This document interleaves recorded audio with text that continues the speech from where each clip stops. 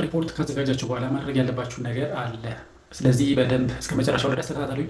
ምንድን ነው የምታደርጉት? ኦዲት ሪፖርታችሁ ፕሪንት ከሆነ በኋላ ማድረግ ያለባችሁ ነገር ማህተም ማስመታት አለባችሁ። ማህተም የት ነው የምታስመቱት?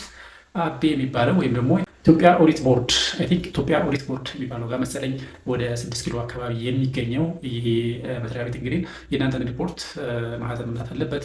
ስለዚህ ሪፖርታችሁን ለምንድን ነው የምታስመቱት? ማህተም ባይመታ ምን ችግር አለው ለሚለው ደግሞ ባንክ ብድር ከፈለጋችሁ ወይም ደግሞ የተለያዩ ኤምባሲዎች ሊሆኑ ይችላሉ ከተለያየ ሰው ጋር ትራንዛክሽን ወይም ደግሞ ዲል ፈልጋችሁ ወይም የተለያየ ነገር ሲኖራችሁ እሱ ልትጠየቁ ትችላላችሁ። በተለይ እንደርኳችሁ ባንክ ብድር ከሆነ እሱ የግድ ያስፈልጋችኋል ወይም ደግሞ አቤ ማህተም የመታበት መሆን አለበት ማለት ነው። ስለዚህ ለዚህ ነገር ስለሚጠቅማችሁ ማስመታት አለባችሁ። ካላስመታችሁ ምንድን ነው የሚሆነው? በቀን እየቆጠረ ይሄዳል። በቀን 300 ብር ነው። ይህ 300 ብር እንግዲህ ቀኑ በጨመረ ቁጥር እየጨመረ ይሄዳል ማለት ነው። ለአገልግሎት ደግሞ 38 ሺህ ወይም ደግሞ 30 ቤት አካባቢ 30 ሺህ አካባቢ ትከፍላላችሁ።